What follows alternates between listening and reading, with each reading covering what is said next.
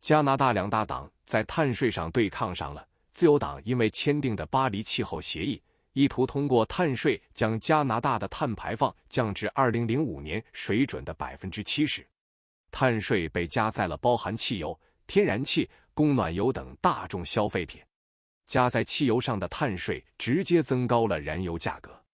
同时，由于加拿大食物来源主要有两种，一个是本地种植，碳税加持在油价中，也导致了本地农民种植养殖成本增高，而从外地进口的食物大量依赖卡车、飞机、轮船运输，碳税也成功地增加了运输成本，以至于加拿大食品的价格在这2年内飙升。这些都导致了加拿大的通货膨胀暴增。而暴增的通货膨胀也导致的加拿大央行从去年开始的连续急速加息，导致加拿大的经济停滞，攻防成本暴增。保守党希望使用更有常识的方式管理国家，而不是通过加税来抑制碳排放。自去年冬天来临时，保守党就曾试图通过动议抹除在供暖燃料上的碳税。加拿大天气寒冷，供暖燃料必不可少。可惜加拿大的其他政党都被极左思想绑架，并不支持取消在供暖燃料上的碳税。这次自由、保守两党的碳税纷争起源于自由党的党魁加拿大的总理小土豆突然在10月26日宣布对供暖油上的碳税暂停3年的征收，舆论顿时一片哗然，因为自由党之前在碳税上的立场非常坚定，拒绝任何的妥协。更为过分的是，自由党部长在公开解释这项政策时，大方表示是因为大西洋3省的自由党议员不懈努力，才导致总理给出妥协。如果其他地方的加拿大人也想要有同样的妥协，需要选出更多的自由党议员。此言论爆出，瞬间点燃全加拿大各省省长的不满，更有甚者已经扬言要停止收缴碳税。保守党在11月6号的周一再次提出了与去年一样的免除在供暖燃料上的碳税的动议。这次新民主党 NDP 一反之前抵抗保守党的态势，投票支持抹除碳税。可惜自由党并没有给旗下议员自主投票的权利，同时又不知道用什么条件收买了魁北克的分裂主义政党，以至于保守党动议失败。碳税在所有供暖燃料上抹除的动议失败了。但这并不代表这件事情的结束，本频道将以这个事件切入加拿大政治。第一个视频是小土豆和保守党党魁对这个事件的解读，后续本频道将陆续上传在众议院就此事的问答和辩论。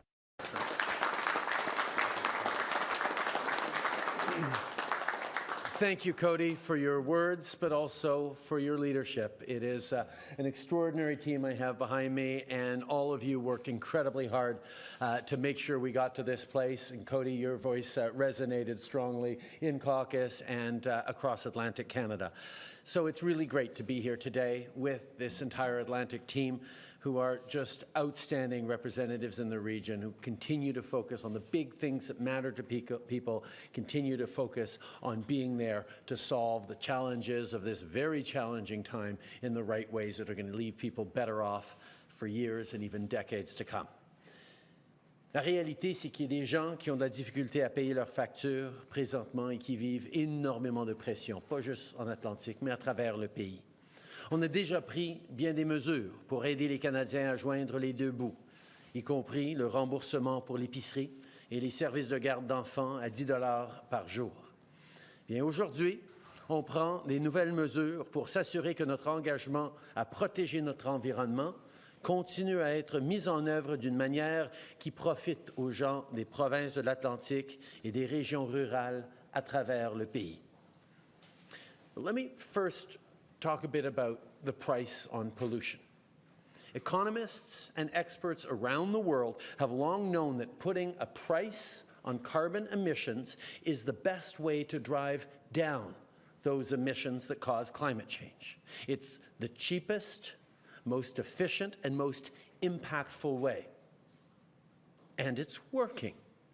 We are bending the curve, leading the G7 countries because of our price on pollution. And now we designed that price on pollution so that it incentivizes people to choose less polluting ways to live and work, and it puts money back in the pockets of 8 out of 10 households where the federal system applies. So it both drives behavior and puts more money back in the pockets of 8 out of 10 households across the country. So it supports people to make better choices and puts money back in their pockets. However, we've heard clearly from Atlantic Canadians through our amazing Atlantic MPs that since the federal pollution price came into force this summer, replacing provincial systems, certain features of that pollution price needed to be adjusted to work for everyone. Specifically, as Cody said, many people in Atlantic Canada and in rural communities across the country rely on home heating oil. And to be blunt, the price signal on heating oil is not resulting in enough people being able to switch to electric heat pumps, despite people wanting to move to these cleaner home heating options. Well, as a government that is focused on evidence and data and outcomes, and that is listening to Canadians, we heard you. We heard our Atlantic MPs, and we heard Atlantic Canadians.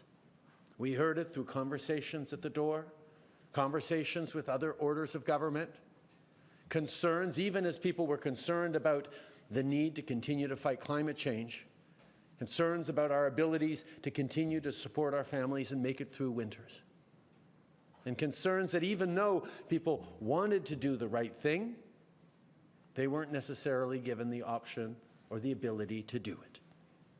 So this team behind me worked incredibly hard with our ministers, with our whole team, to get it right, to make sure that we are still leading in the fight against climate change, that we are unwavering in our commitment to protect Atlantic Canadians and indeed all Canadians from the extreme weather events that are increasingly the norm, while ensuring that people can be confident about their present and their future financially. Now, Cody talked about how all Atlantic Canadians understand as well as anyone else in the country why we need to fight climate change and what the impacts of extreme weather are on people. But we have to make sure we're fighting climate change in ways that supports all Canadians. That has been at the center of our choices as a government for the past 8 years. Fight climate change while supporting Canadians in how we do it. So that is why today we are announcing a 3-year pause on the federal pollution price on heating oil so that we can give everyone the time and ability to switch to heat pumps.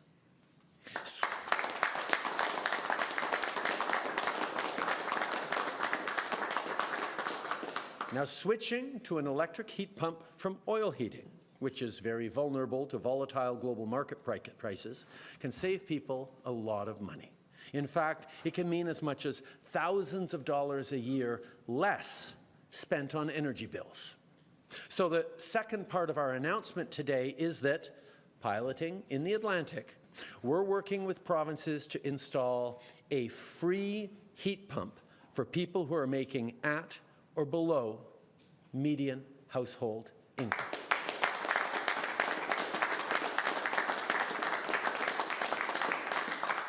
And to encourage people to sign up for the change, we're providing a $250 incentive payment. That's money in your pocket right now. Yeah, you didn't know about that one, guys.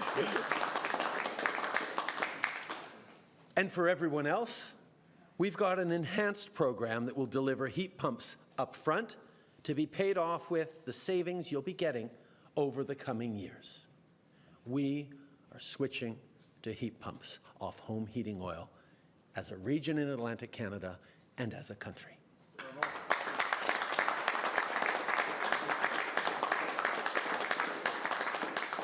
And one more thing, today we are doubling from 10 to 20% the rural top-up that people get as part of their quarterly pollution price rebates.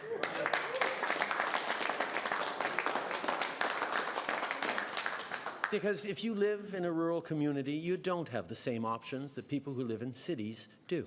We get that. So this is more money in your pocket to recognize those realities, even as we continue to fight climate change and build a stronger economy.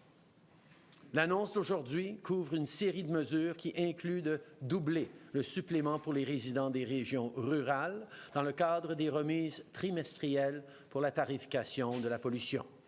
Ça va aussi permettre à plus de gens d'opter plus facilement pour une thermopompe qui va leur faire économiser de l'argent et garder notre air propre. This package has a lot of big pieces that will make a real difference.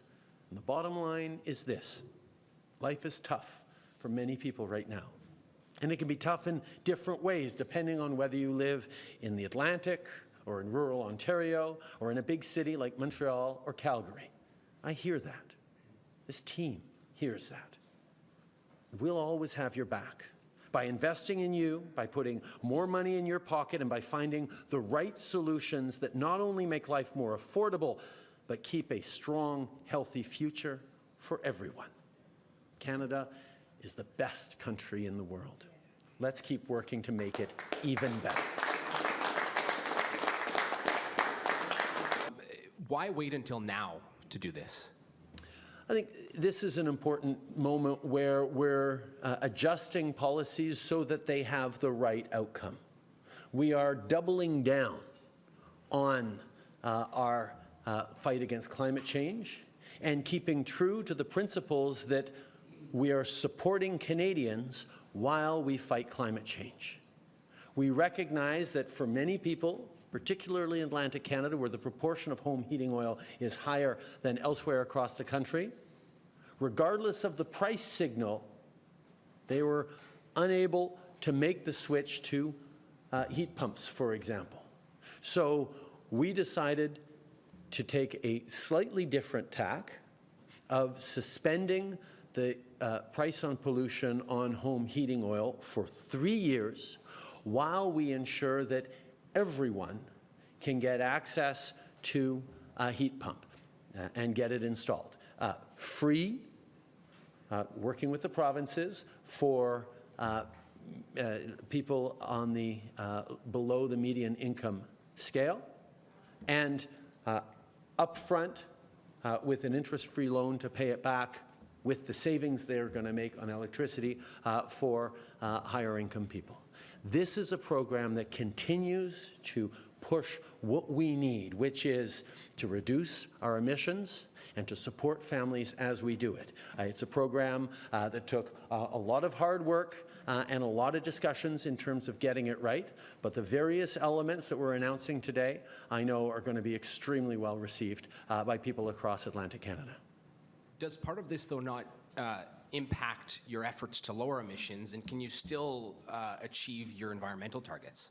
We're going to be achieving our environmental targets even better because of this, because as people switch to heat pumps, which is part of what the price signal that a price on pollution gives, is to encourage people to adopt measures that reduce their emissions.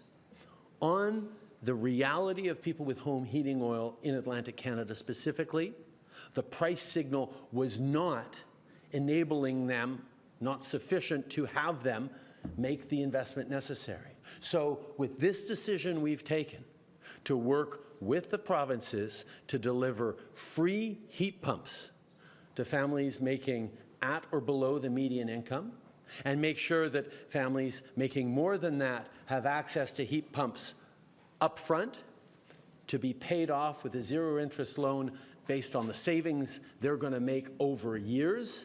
It's a way to drive the change in behaviors even faster. We are accelerating our fight against climate change in a part of the country that knows all too well how important it is to both fight climate change and to make sure life is affordable.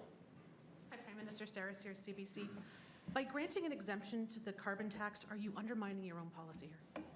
Like I just said, it's actually enhancing our own policy.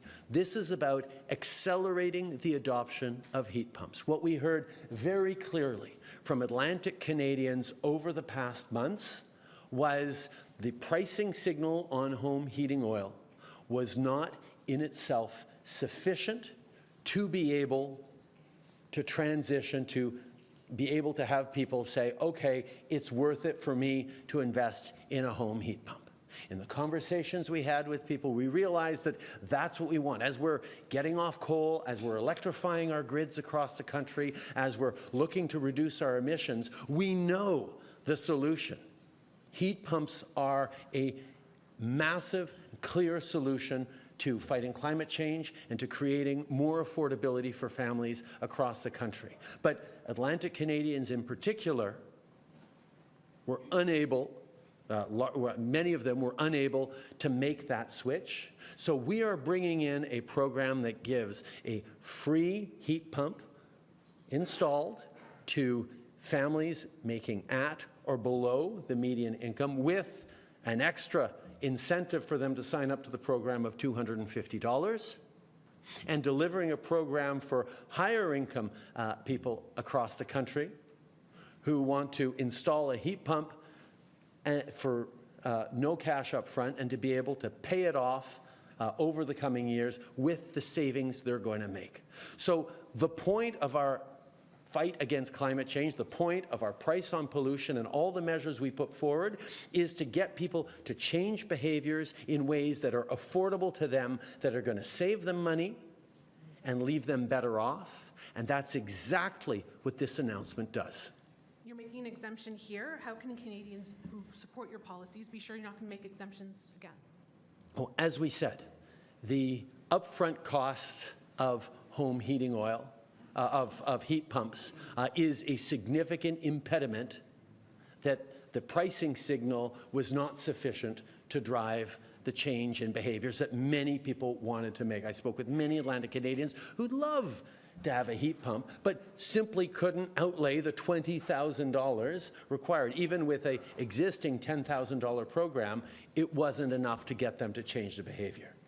So we are nothing if not a government that listens to people, that is focused on our goals, and is willing to adjust as necessary. And that's why bringing in this program that is going to change people from heating oil to heat pumps in a way that is easy and affordable for them is exactly the right policy that leaves everyone better off. Ryan Templeton, National Post. Sir, people in rural Ontario and rural Saskatchewan and rural Alberta have been paying this carbon tax for several years now. They've only gotten the 10% rebate. They have had no exemption for home heating oil. What do you say to those people? Is that about a real change, or is this about not wanting to lose a bunch of Atlantic Canadian MPs? The highest proportion of people with home heating oil across the country are in Atlantic Canada, and that's why this hit them particularly hard, as the provincial pricing systems were replaced by the federal pricing system. But people across the country are going to benefit from the suspension of the price on pollution on home heating oil, and benefit from the programs we're putting in place to make sure that they can switch to heat pumps. Right now, low-income families across the country can access the $10,000 grant to switch to heat pumps. Those who are in provinces that will work with us to cover the rest of the amount, as 3 provinces in Atlantic Canada are right now, with the 4th coming on shortly, I am certain, we are going to be able to make sure that people across the country make the switch from home heating oil to heat pumps, because that's the kind of thing that will both save people money right across the country and fight climate change in all the ways that matter. And with this change today, sir, I think you are recognizing that the cost of home heating oil is going to be expensive, and you're concerned about that. Are you also concerned about the price of natural gas, which many Canadians use to heat their homes and also has a carbon levy attached? We know that home heating oil is a significant burden on people, and it represents a much less environmentally efficient way of heating our homes. We know there's lots more to do, but this is one of those low-hanging fruits. If we get Canadians to switch off home heating oil for heat pumps, They're going to save money. It's going to be significantly better for the environment, and everyone is going to end up better off. Hi, Prime Minister. Stephanie Levitz, the Toronto Star. The premise of the rebate program has always been also that it's revenue neutral for the government. So if you're increasing the payment, where is the money for that going to come from? You mean the 20% top-up? The rural top-up has always been part of the 10% of the revenue neutral price on pollution that was to be returned to people in various ways. We are able to increase the 20%, the 10% rural top-up to 20% within the existing envelope. But you do bring up an important and interesting point. With the removal of the price on pollution on home heating oil, the revenues in certain areas, like Nova Scotia, where Cody's from, on carbon pricing is going to go down slightly because we're collecting less money on carbon pricing. So for the next 3 years, the carbon price rebate that we're sending to people will be slightly lower because we're collecting less revenue. It is a revenue neutral price. That is why it is not a tax collected by the government. It's money that we can return across the country to 8 out of 10 households, more money than they pay on average with the price on pollution. Canadians, they had to pay higher carbon taxes on gas, heat, and groceries. He admitted that his carbon tax is not worth the cost of heat. Now, what caused this sudden press conference that he cobbled together on Parliament Hill with little notice?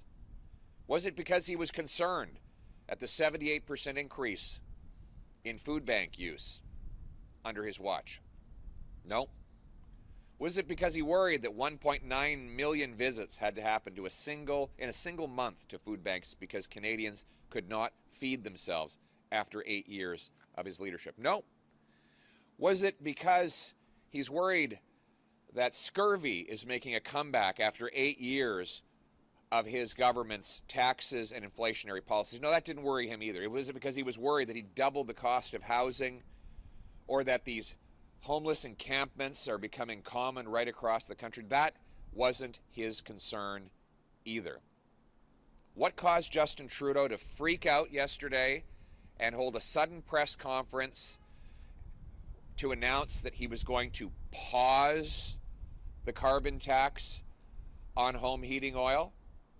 The answer is that he was plummeting in the polls, and Pierre Poilievre was holding massive rallies in Liberal-held ridings to axe the tax. Justin Trudeau's not worried about the cost of living. He's worried about the cost of votes. And that's what caused his panicked flip-flop yesterday. Yesterday was the 1-year anniversary that Liberal MPs, including Liberal MPs from Newfoundland and Labrador, voted to keep taxes on home heating oil. But what does this announcement really mean? Well, one, Trudeau and the Liberals are still going to go ahead with a carbon tax on your gas and groceries, a tax they plan to quadruple to 61 cents a liter. Two, Justin Trudeau announced yesterday that if you re-elect him, he will put the tax back on your home heating oil. Three, he says, don't worry, he'll send you $11 more in the mail. $11. These days, that's a few cups of coffee. Who's going to feed themselves on $11? While he drives up the cost of the gas and diesel that you put in your car, the fuel that goes into the boats of our fishermen and into the tractors of our farmers, which will drive up the cost of all the food we bring home.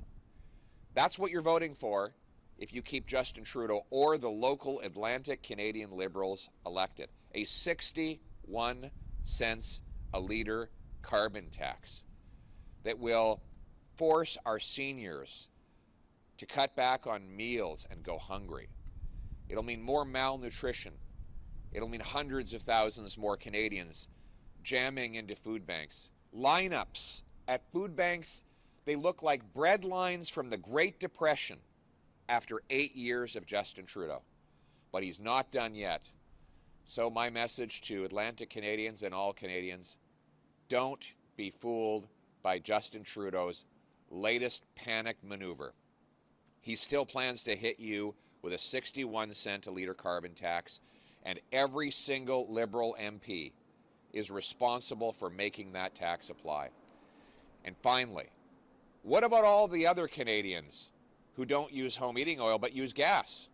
Gas, which ironically has lower greenhouse gas emissions, will still pay the carbon tax. So working class people in the suburbs of Ontario, the prairies, and British Columbia who heat with natural gas will be cold and broke because of Justin Trudeau and his carbon tax. He's excluding, he doesn't care about them because he's making political calculations. This is not about environmental science, it's about political science. The good news is that life wasn't like this before Justin Trudeau, and it won't be like this after he's gone. Common sense conservatives are going to turn the hurt that he's caused into the hope that Canadians need. Pierre Poilievre and the common sense conservatives will axe the Trudeau tax entirely and forever. There will be no flip-flopping. There will be no turns of corners. There will be no little targeted exemptions here or gimmicks there. We will axe the Trudeau tax completely. And we will bring home more powerful paychecks with lower income taxes that reward hard work by approving natural resource projects to bring Newfoundland and Labrador's oil and gas sector roaring back to life so that we can replace the overseas oils we're bringing in with clean Canadian energy. We'll approve natural gas liquefaction projects so that we can turn dollars for dictators into paychecks for our people. We'll incentivize cities to speed up and lower the cost of building permits, to build homes that Canadians can afford. We'll bring home safety with jail and not bail for repeat violent offenders, treatment and not more tax-funded drugs for addicts. We will bring home safety by sealing our borders against illegal guns smuggled from the United States, and we will respect law-abiding and licensed sport shooters and hunters and end Justin Trudeau's harassment of them. All in all, we can sum it up in 2 words: common sense. The common sense of the common people united for our common home. Your home, my home, our home. Let's bring it home. Okay. Thank you. We'll now have time for questions from the floor. Please state your name and your outlet. Peter Cowan with CBC.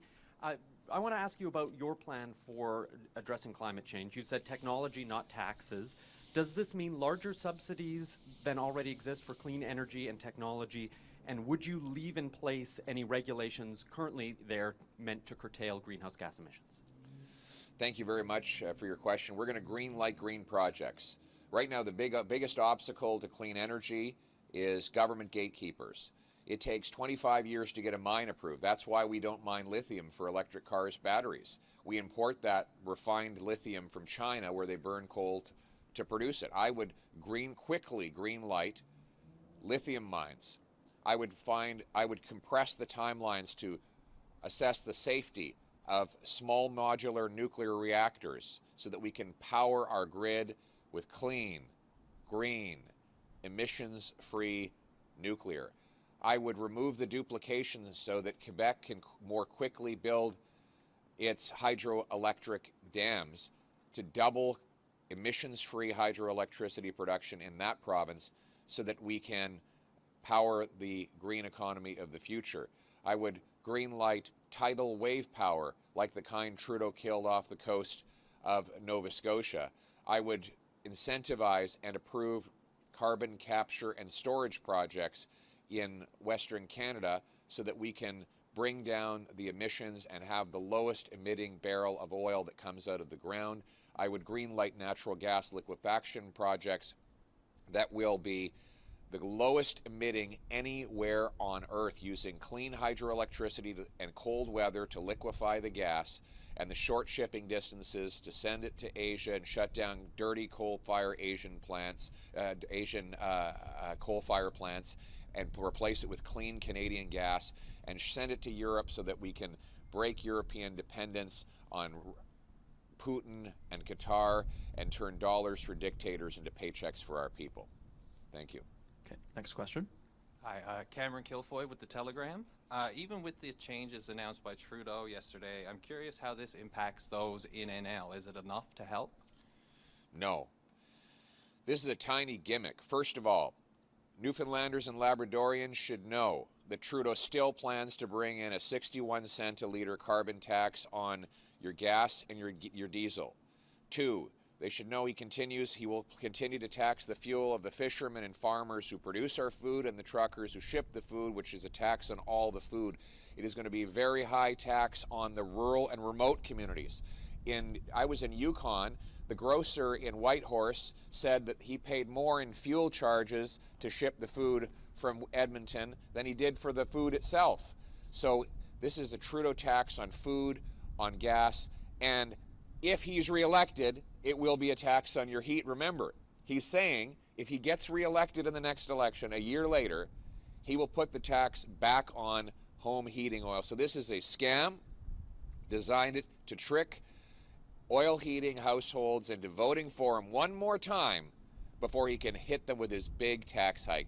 Only the common sense Conservatives will axe the tax entirely. Okay. Next question. Ben Cleary, NTV News. I want to ask about housing. The federal housing minister has said that the biggest issue in this province seems to be a labor shortage. Do you agree with that, and how would you address the housing crisis here?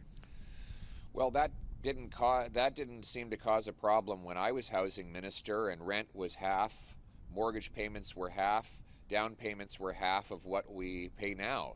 After 8 years of Trudeau, he's doubled the rent, doubled mortgage payments, doubled the needed down payment for the average home. After 8 years of Trudeau, the average family now has to spend 6% of their gross income to make monthly payments on the average home. That was only 39% when I was housing minister. After 8 years of Trudeau, we have the second worst housing bubble in all of the OECD. We have the fewest homes per capita of any country in the G7, even though we have the most land to build on after 8 years of Trudeau. So my common sense plan is to speed up the permitting. The problem is we have the second slowest permits. It takes 7 to 10 years to get communities zoned and permitted to build on. That adds literally hundreds of thousands of dollars to the cost of every newly built home. Many developers will tell you they spend more time on paperwork than they do on construction. My common sense plan, first and foremost, will incentivize cities to speed up and lower the cost of building permits. I'll require every city permit 15% more homes per year, or they'll lose federal grants. If they beat the target by 10%, they'll get 10% more money. They miss it by 10%, they'll get 10% less. In other words, I want to pay the city bureaucracy the way real estate agents get paid.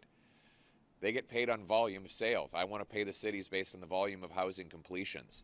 I'm going to sell off 6,000 federal buildings and thousands of acres of federal land to build, build, build. I'll require CMHC, which is the bureaucracy that approves financing for apartment buildings, to hit the 60-day target for approving financing. Right now it takes 2 years for developers to get approval from CMHC.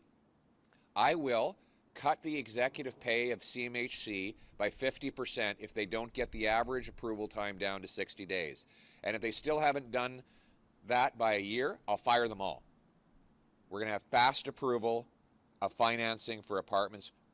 Build homes, not bureaucracy. Finally, the big cost right now is higher interest rates.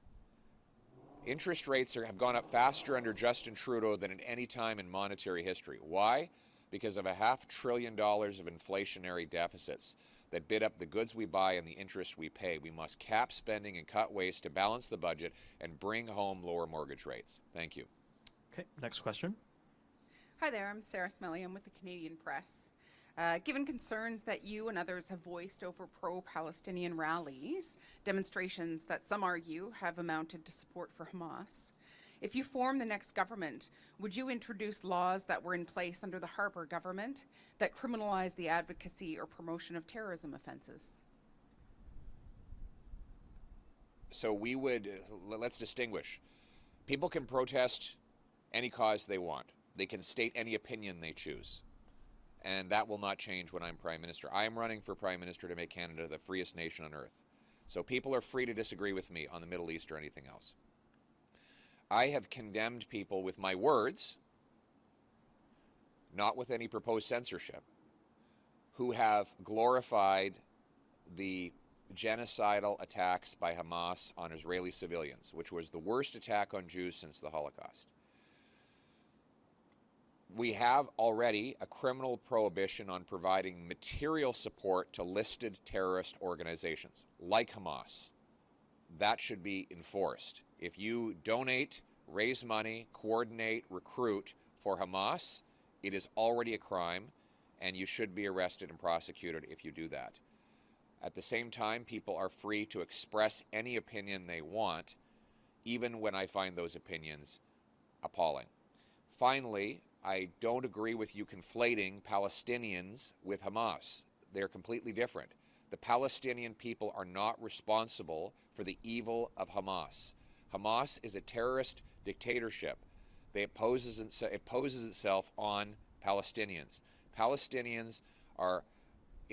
The Palestinian people themselves are innocent, their lives are precious, and we should do everything we can to protect them and their families during this difficult time. And the Conservative Party expresses total solidarity with Canadian Jews and Canadian Muslims, both of whom are suffering because of this horrendous war that Hamas has unleashed and the evil that that organization represents. And in conclusion, we do believe Israel, like any other country, has the ability and the right to defend itself. Thank you. Okay. Next question.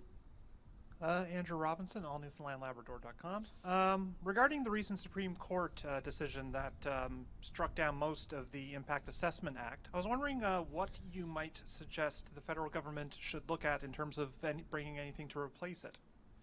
We should replace Trudeau's anti-development law C-69, now found unconstitutional by the courts, with a common sense law that consults First Nations, protects our environment, but gets decisions made. Our goal should be to have decisions within 1 year of an application.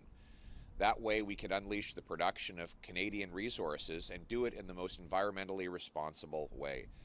You know, right now it takes 25 years to approve a mine in Canada. I ask people, do we find anything out about a mining project in year 22 and 23 that we couldn't have found out in year 1? Same thing with nuclear power. It takes 11, 12, 13 years to get a nuclear power plant approved. Are we really learning anything in year 11 of that process that we couldn't have learned in year 1? Why don't we have the same strong environmental protections, but apply them more quickly? Finally, I would also recognize the environmental damage that is done by blocking Canada from harvesting its resources. When we don't produce resources, we cede the market to environmentally irresponsible foreign dictatorships.